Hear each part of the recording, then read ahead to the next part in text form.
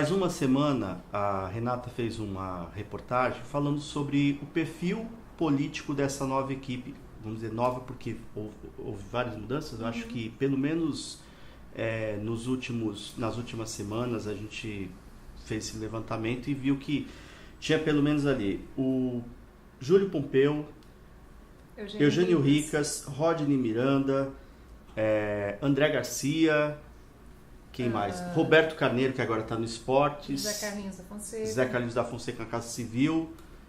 Vandinho Leite na Ciência e Tecnologia. E o Neucimar Fraga, que não é secretário, mas mais ou menos, deu quase 10, né? Praticamente metade do secretariado. Todos com a propensão de se candidatar na disputa do ano que vem.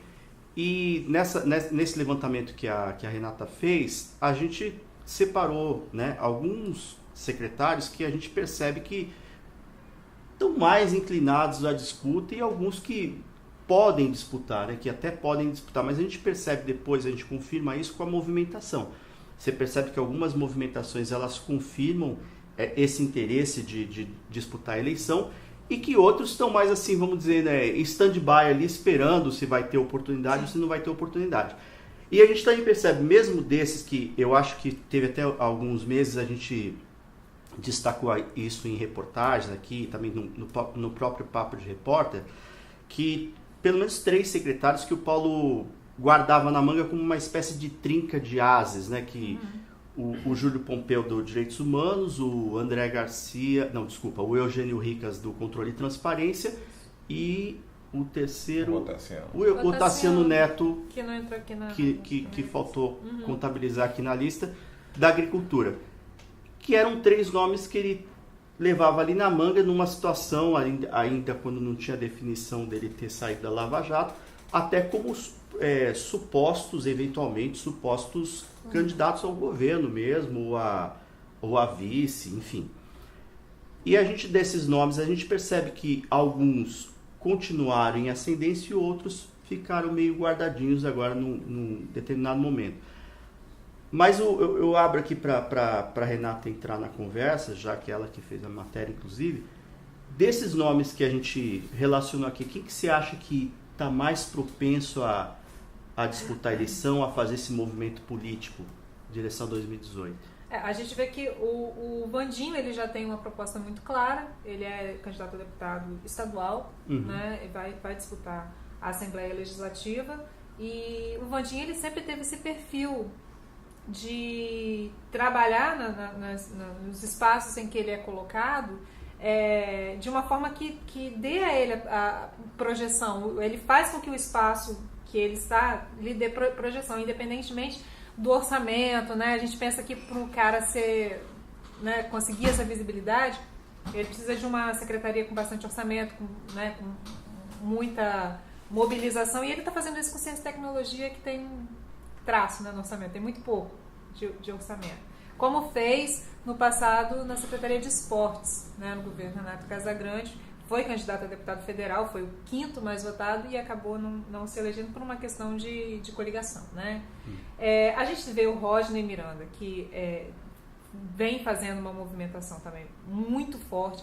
Engraçado que essa movimentação do Rodney, ela é mais discreta, né? A gente não percebe tanto, mas o Rodney tem rodado muito estado ao lado do filho do ex-deputado. Isso, do Marcelo Oliveira, que faz parte da equipe. Tem feito muitas andanças pelo estado, tem trabalhado bem, não só a questão da secretaria dele, ou da imagem dele, como também do partido, né? O DEM é um partido que nas eleições passadas, na disputa proporcional, teve um bom desempenho de votos para o partido, deve repetir, tem trabalhado muito bem isso, tem tentado atrair o governador, tem trabalhado nessa mobilização para atrair o governador para o DEM, né?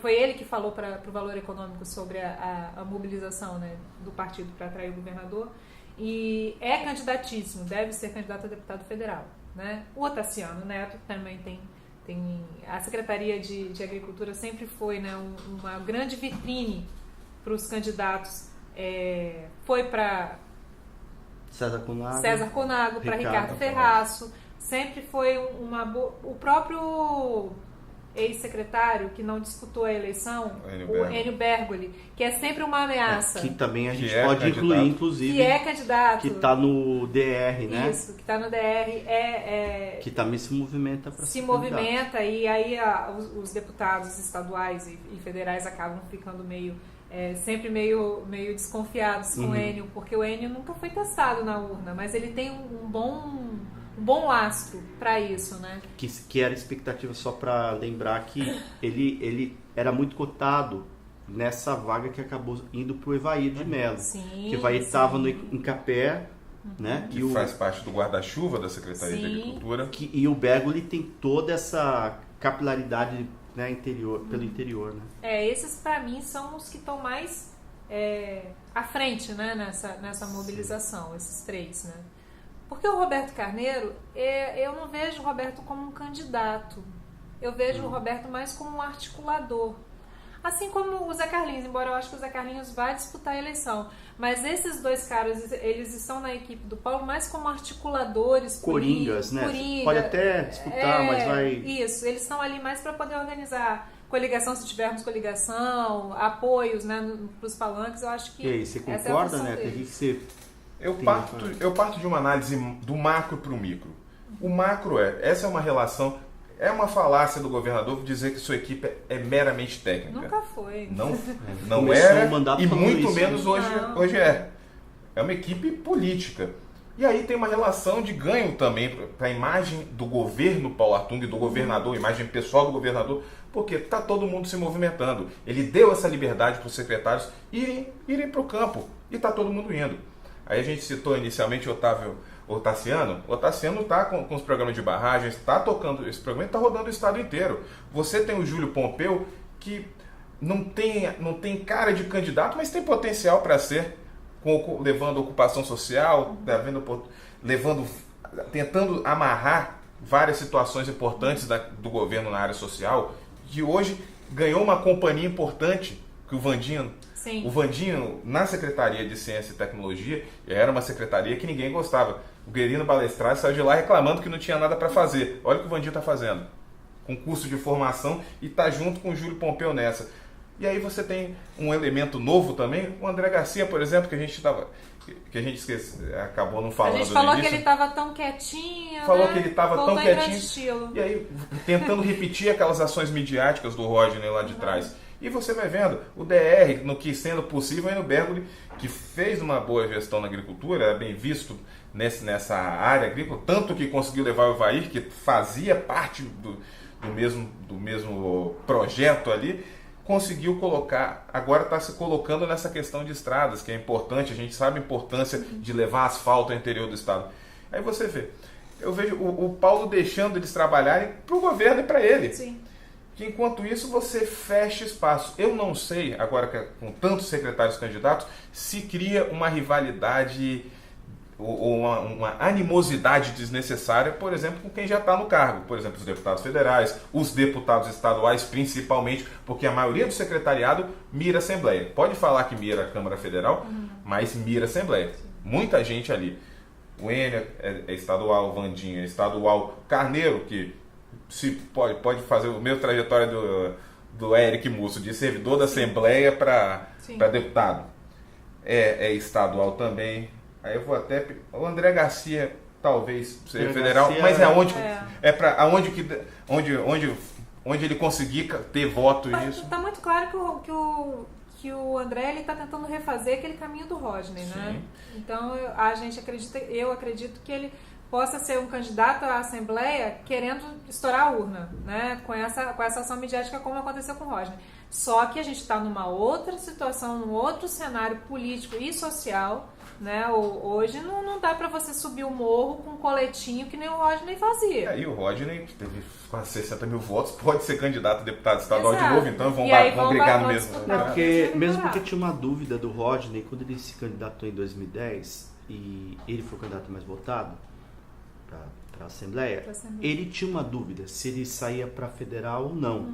Se ele saísse para federal, ele teria conseguido. Eles podem fazer uma dupla também, né? Ele teve 59 mil votos, né? Foi isso? 59 mil. Mas assim, o Neto falou uma coisa interessante. A gente aí, acho que encheram as duas mãos. Tem 10 pelo menos, né? Tem mais, né? Se a gente for colocar a autarquia, esse-prefeito que está... Não, mas desses nomes que a gente falou, deve dar um time de futebol, pelo menos. Né? Porque tem uma coisa interessante que o Neto falou, e a gente tem percebido isso na Assembleia, pelo menos na Assembleia isso é muito claro, que é a ciumeira. Então, quando o Max da Mata, que acabou deixando a Secretaria de Esportes, começou a fazer uma movimentação, vamos dizer, em causa própria, isso repercutiu imediatamente na Assembleia e até tem deputado falando que ele saiu porque foram os deputados que pediram a cabeça dele. Agora você percebe também, mesmo essas outras movimentações desses que estão mirando mais a Assembleia, sempre há uma crítica. Isso aconteceu já com o Bergo, isso aconteceu com o próprio Tassiano, isso aconteceu com o próprio Vandinho também. Quer dizer, ninguém está deixando passar, principalmente quando o secretário se movimenta nessas áreas dos deputados. Agora, de outro lado, e a Renata até estava assinalando isso numa outra matéria, você tem uma questão de disputa por espaço entre o Paulo e a senadora Rose de Freitas. E aí já envolve a disputa à Câmara. Porque daí você vai ter também o seguinte, isso está acontecendo. Você vai ter uma movimentação da Rose tentando ser protagonista na busca de recursos no governo federal, que ela conhece, já tem essa trilha já feita, até os ministros do Temer, e tem também uma tentativa do Paulo, que não tem canal com o governo Temer, mas que tem usado agora, voltou a usar o Lelo para chegar nos ministros, para tentar equilibrar um pouco as forças com a Rose. Agora, isso sim pode, porque a gente viu isso inclusive naquela discussão da BR-101, da duplicação, que a Rose puxou uns deputados e o Paulo tentou puxar outros. Mas eles ficam meio divididos. Mas isso pode sim também causar ciumeira na bancada federal, porque eles também estão disputando reeleição, a maioria, e esses secretários também, tem alguns claramente, como você falou, como se sabe que o Vandinho quer a Assembleia, se sabe também, por exemplo, que o Tassiano quer a Câmara, né? Tem uns com posição já mais marcada. Então isso mais para frente, quando a coisa começar a funilar, pode aumentar essa tensão. Olha, e a gente tem um problema muito sério, porque não tem jeito, são 10 vagas. Não vai ter como ampliar isso, não vai aumentar. E você vai ter a possibilidade de uma mudança no sistema, em que os 10 mais votados vão entrar. E você tem algumas vagas que são meio que garantidas. O Vidigal tem uma vaga garantida de deputado federal. É muito difícil que o Vidigal não se reeleja. Você vai, independente do modelo de... Você vai reduzindo já as cadeiras. Você já vai reduzindo as cadeiras. Aí você tem dentro do secretariado o Otaciano mira a Câmara, o vice-governador mira a Câmara. Então, assim, e aí você tem os outros deputados federais que também vão trabalhar pela reeleição deles, que tem força. Helder Salomão tem força para se reeleger? Não sei se ele vai disputar a Câmara, talvez ele dispute o governo do Estado. Você tem o Josias da Vitória na Assembleia, que tá se movimentando muito fortemente para poder disputar a Câmara. Está tentando se reaproximar da Polícia Militar, para ser o nome da Polícia Militar, né? Na disputa. E esse grupo da Polícia Militar, se fechar para decidir eleger um deputado federal, vai conseguir. O Coser, que já disse que é candidato a deputado federal, é outro candidato forte, né? Quer dizer, a gente vai ter uma disputa para a Câmara dos Deputados muito forte no ano que vem. O Nelcimar deve disputar a Câmara dos Deputados, é um outro candidato muito forte. Então, quer dizer, você tem... Quem está lá está com a cadeira ameaçada. Está com a cadeira ameaçada. Os secretários, eles têm a autonomia na secretaria, a visibilidade, a máquina para trabalhar, né, para poder se fortalecer, e o palanque, que é muito forte também. O governador vai disputar a reeleição, até que se prove o contrário.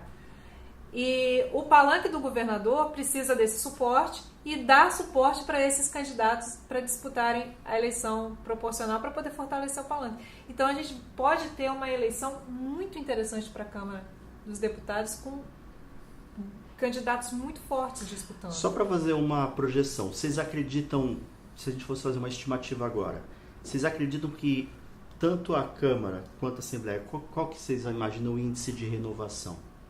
Eu acho que a gente não vai sair da margem tradicional de 60%. Toda eleição, porque sempre a gente tem essas características. Por exemplo, quando você fala da questão do uso da máquina, na última eleição, a gente teve um governador que não soube explorar a máquina. Só que nesse caso a gente tem um governador que sabe explorar a máquina e secretários que sabem explorar a máquina. Então, por mais que em Brasília eles se mexam para tentar se manter lá, a renovação deve chegar a 60%. Você está falando de 10, 6 de 10 sairiam. Você está falando 60% de renovação. Na Assembleia a gente... Não, na Câmara. Mas na Câmara eu acho que é meio a meio. Meio a meio? Meio a meio. Se for, concorda com meio a meio? Sim. Vocês acham que quem está mais vulnerável hoje, que tem mais dificuldade hoje para se reeleger, dos 10 deputados? Olha, a Norma parece que ela não vai disputar, né? E como é suplente, né, chegou, mesmo que ela dispute, é complicado. Vocês acham que Folleto pode ter alguma dificuldade? Folleto tem o PSB na mão, né? Mas o Folleto tem dificuldades Ele vai disputar Olha só, da Vitória também, né? A gente tem um dado que é interessante, que eu estava até conversando com você essa semana, que o partido que mais teve votos na eleição de deputado federal em 2014 foi o PSB. Né, teve 260 mil votos no partido, mais do que o partido do deputado mais bem votado, que foi o PDT do Sérgio Vidigal. Então, assim, eu não sei como o PSB está trabalhando essa eleição e mas o PSB na última eleição tinha candidato ao governo. Exato. Que aí você 40 de cima e embaixo. Mas o PMDB foi o vencedor. E não teve uma votação tão... Acho que ficou em quarto lugar entre os partidos mais votados. Então, é complicado a gente dizer isso também. Assim. Vocês acham que o Lelo, por exemplo, com todo esse esforço que ele está fazendo para tentar mobilizar recursos, se mostrar próximo, vocês acham que vai ser positivo ou negativo na urna? O Lelo tem o selo Temer, né? Você tem dificuldade. Pode ser ruim, né? Isso. Que não sei o efeito disso. O Evair, não sei. O Marcos Vicente. Vamos colocar, que a gente fala, como eu falei metade, então a gente vamos ter que fazer apostas. A aposta é sempre complicado. Norma, é muito complicado retornar. Não que não esteja fazendo um mandato importante para a região dela, mas é muito difícil de voltar. Você tem dificuldades com o Folleto, porque a questão do PSB há um conflito, tanto que se cogitou o Folleto descer para a Assembleia Legislativa. Tem um risco também de esvaziamento do PSB. Tira recurso. Você tem o Evair numa situação muito delicada, mas que tem potencial para retomar. Vamos ver como que ele vai funcionar dentro do eleitorado dele. Mas tem muita gente querendo a janta dele, né? Tem muita gente querendo a janta dele. Então Evair e Jorge Silva nessa mesma condição, uma cadeira do PT. Que pode estar ameaçada. Isso, eu acho que é do Givaldo mais, porque o Givaldo foi eleito pela sobra, então, né? Não, e o Helder a gente tem que registrar aqui que ele tem um eleitorado muito consolidado em Cariacica. Né? E o Lelo, que por mais que se esforcem em... Manata a gente não faz aposta nenhuma, porque não dá pra apostar. Aí a sexta ali é do Manata, só que o Manata a gente... Porque o Lelo, desses todos, o Lelo é o que faz um jogo no escuro. Você não sabe como as urnas vão reagir a essa proximidade com o Temer, que ele fez uma escolha, né? Então, a proximidade com o Temer e o afastamento do Paulo. Exatamente. Como que isso vai ser interpretado pelas urnas.